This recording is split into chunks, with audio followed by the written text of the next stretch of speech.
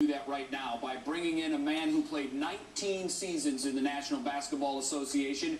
He played in 15 All-Star games, 4 NBA rings, 3 times he was an NBA Finals MVP. All of that being said, he is easily the best soundbite in the history of the National Basketball Association. And Shaquille O'Neal joins us now on behalf of March of Dimes. Shaquille, thanks for joining the program. We will talk to you about your affiliation with March of Dimes momentarily.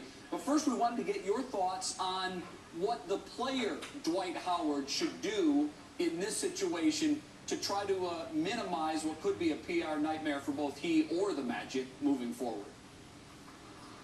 Well, I think, first of all, he needs to have a conversation with Otis about what he wants to do. There's been a lot of mixed signals. I want to go, I want to stay.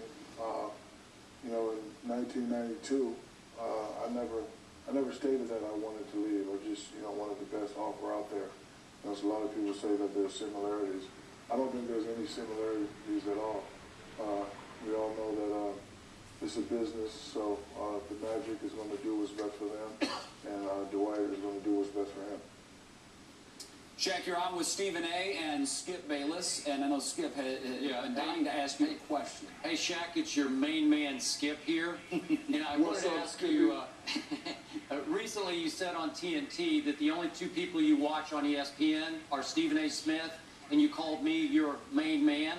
And we're all wondering, were you serious about that, or were you being a little sarcastic and taking a dig at my friend Charles Barkley?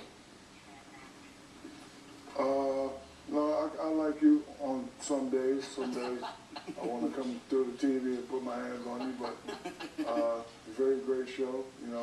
I've been a fan of you guys' show for a while, and I understand the business. A lot of people don't know how to mix business and personal, but I know, like, whenever you guys say something, it's not really personal. That is But true. if it is personal, you let me know.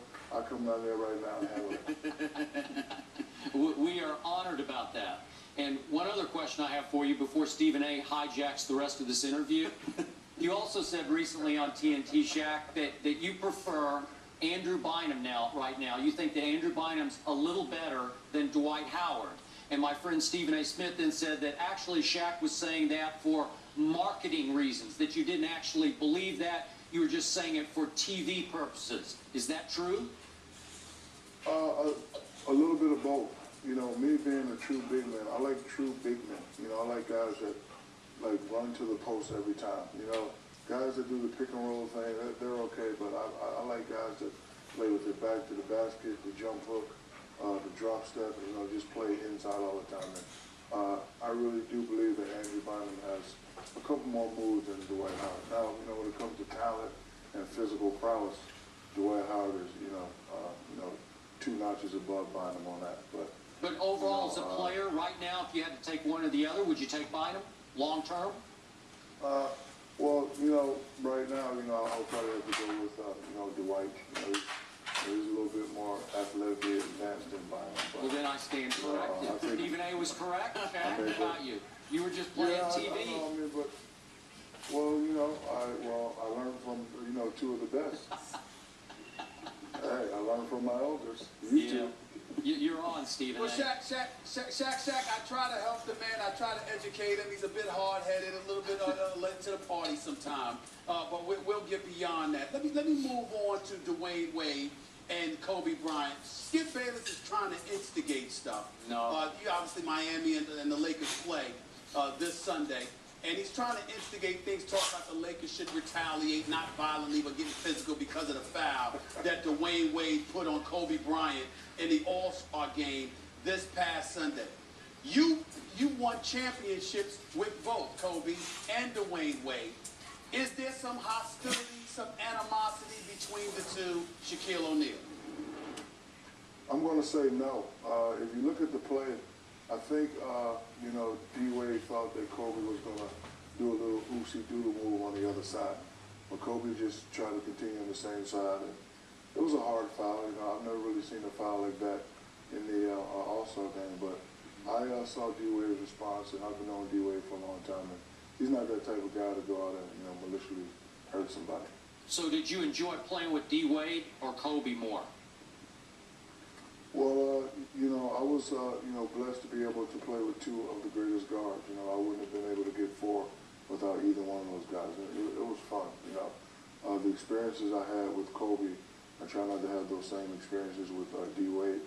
So, but, it was a great experience for me. And like I said, I was blessed to be able to play with those guys and be able to, walk away at the end of the day with 4 rings. Shaq, you're a commentator now. You got to have an opinion. You got to pick a side. D. Wade or Kobe? No, I can't pick a side because, like I said,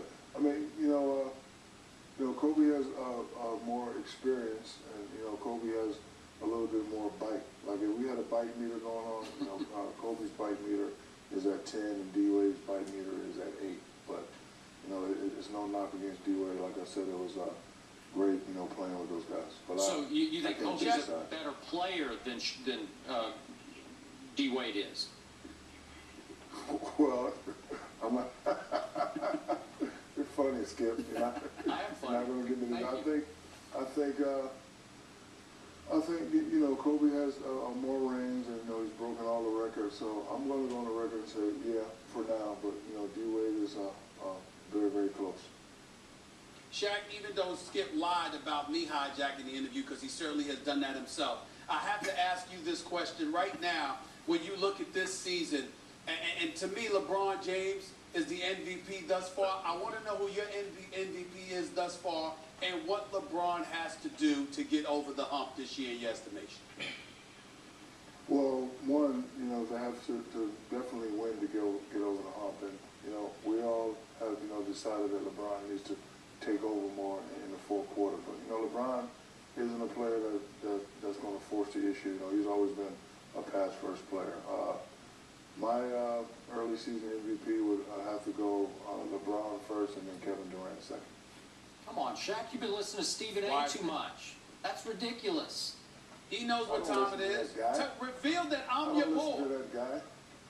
Of course, you're my boy, but I don't listen to you. Yes, you do. Well, it's funny. He's agreed with Stephen A. on just about everything. Sorry, Skip. Shaq, how can you have an MVP from a team that's by far the best team in the league when you're playing with 2 of the top 10 players in D. Wade and Bosh? LeBron disqualified himself from MVP discussion when he joined forces with those guys. Well, I agree, but his stats are still up there. He's an important factor for that team. I always thought that went by stats and the contribution that you bring to the team. That's what I always thought. When a couple of people beat me out for the MVP, a couple of guys you guys voted for. Hey, Shaq, we see you there with the March of Dimes shirt, and it's on the sign there behind you. Tell us what your affiliation is with March of Dimes. Well, March of Dimes contacted me about 2 months ago, and it's a beautiful organization. They help women and children in need. So, I told them that I would love to be involved. A lot of people can go to marchforbabies.org and get certain information.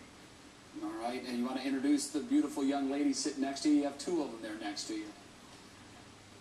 Yes, this is Lauren, and this is her mom, Nikki. Say hello. Hello. Say hi, Stephen A. Say hi, Stephen A. Say hi, Skip Bayless.